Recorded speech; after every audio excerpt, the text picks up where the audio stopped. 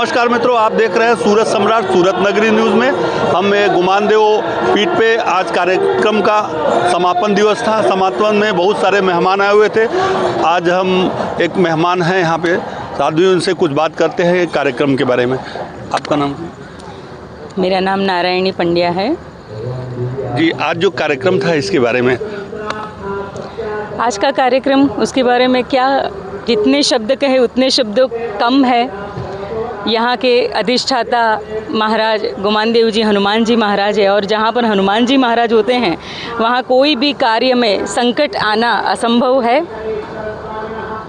हम नॉर्मली भी कोई भी कार्य में जाने से पहले हनुमान जी का स्मरण करते हैं, हनुमान जी का नाम लेते हैं, ताकि हमारे कोई भी कार्य में संकट बाधा विघ्न ना आए। तो ये तो हनुमान जी महाराज की भूमि है, ये उनका धाम है। 600 वर्ष से यहाँ पर विराजमान है स्वयंभू। तो उनकी ये पावन भूमि में 7 दिन से तिरुपति बालाजी भगवान का यहाँ प्राण प्रतिष्ठा महोत्सव आज संपन्न हुआ है। श्रीमद् भागवत की आज पूर्णाहुति, उनका विराम हुआ है, और भगवान के कल्याणम भी, मंगल कल्याणम आज संपन्न हुआ है। तो ये दिव्य और भव्य कार्यक्रम को देखकर बहुत मन प्रफुल्लित हुआ है, आनंदित हुआ है। गुरुजी के तरफ से आज ये जो कार्यक्रम हुआ है 7 दिन का, ये हिंदू राष्ट्र के लिए समर्पित रहा, उसके लिए 2 शब्द। देखिए, हिंदू राष्ट्र ये हमारा सनातन राष्ट्र है ही, उसे बनाना है वो बात थोड़ी मुझे, वो ये हिंदू राष्ट्र ही है और हिंदू राष्ट्र ही रहेगा।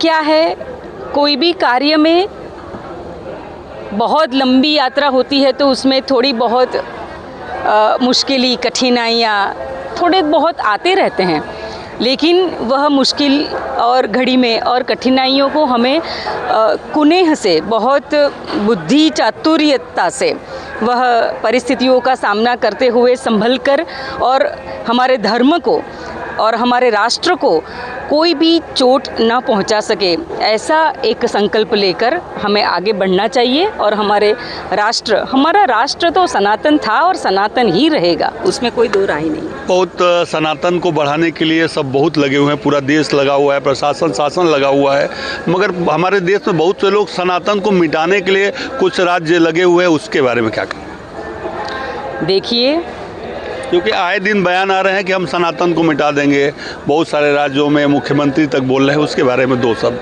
क्योंकि आप हिंदू सनातनी हैं, उसके लिए हम 2 शब्द हमारे दर्शक जानना चाहेंगे।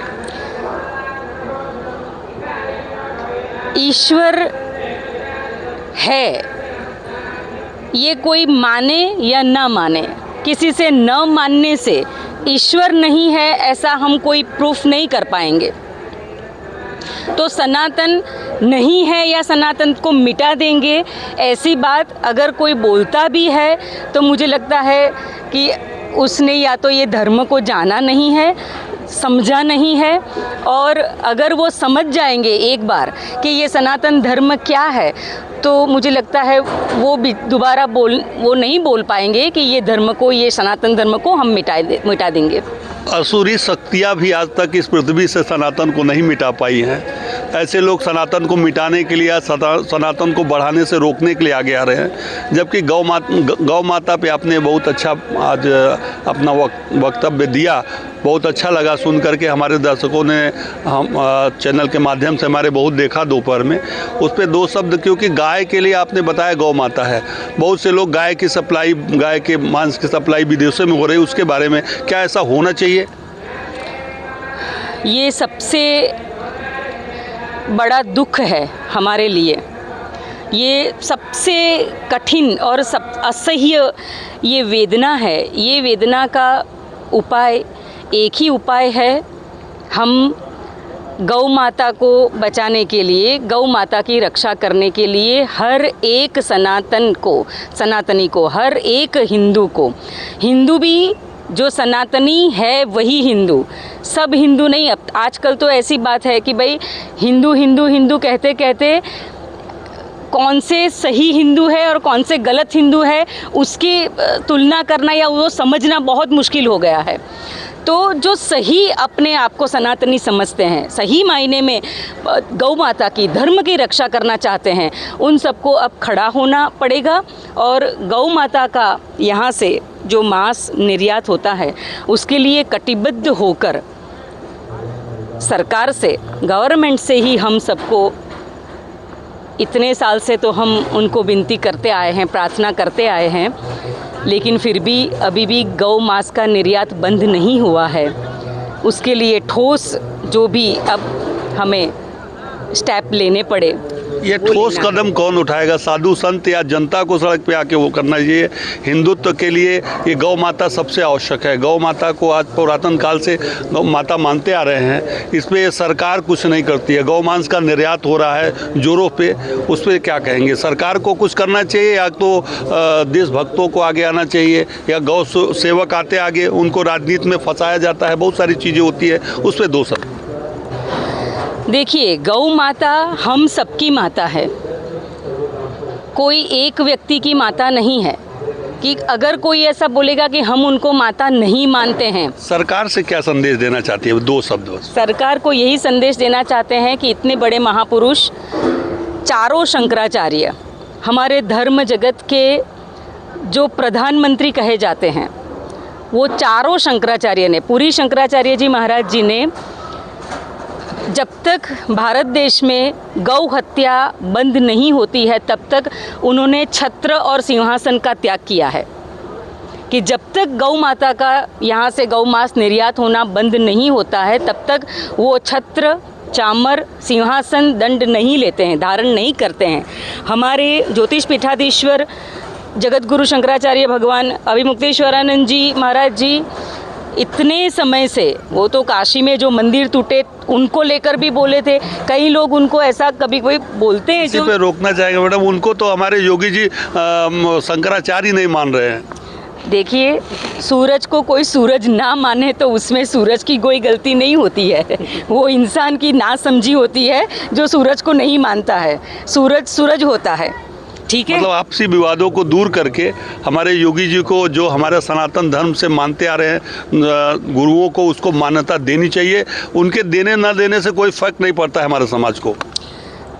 निश्चित रूप से योगी जी को ये शंकराचार्य है, और चार शंकराचार्य जी कौन कौन हैं उनके नाम भी सबके सामने अभी तो रख दिए हैं कि सही, क्योंकि बहुत सारे शंकराचार्य घूम रहे हैं बनकर, कोई सरकार। मगर अब ये सरकारें तय करेंगी शंकराचार्य कौन रहेंगे या धर्मगुरु कौन रहेंगे? शंकराचार्य जो भी है वो सरकार कभी भी तय नहीं कर सकती, सरकार को ये प्रावधान है नहीं। शंकराचार्य कौन है वो शंकराचार्य की पीठ ही निश्चय करती है। ऐसे हमारे धर्म को प्रशासन, शासन क्यों बदनाम करने में लगा हुआ है? इस पे दो सब। उनको राजनीति करनी है, और राजनीति में हमें धर्म से राजनीति होनी चाहिए, लेकिन राजनीति में अभी राजनीति भी सही तरह से नहीं हो रही है। राजनीति में भी बहुत गंदगी आ गई है, इसलिए राजनीति को ही सबसे पहले अपने आप को शुद्ध करना चाहिए। वो जब शुद्ध होंगे तो उनके पास एक ऐसी दृष्टि भी भगवान निर्मित करेंगे कि उनको दिख पाएगा कि सही क्या है, सही धर्म क्या है, शंकराचार्य क्या है, सही सच्चा संत क्या है और नकली शंकराचार्य के क्या है। वो सब दृष्टि उनको भगवान देंगे। उनको अपने आप को पहले शुद्ध करने की आवश्यकता है। हमारे यहाँ पे 7 दिनों तक अच्छा कार्यक्रम चला।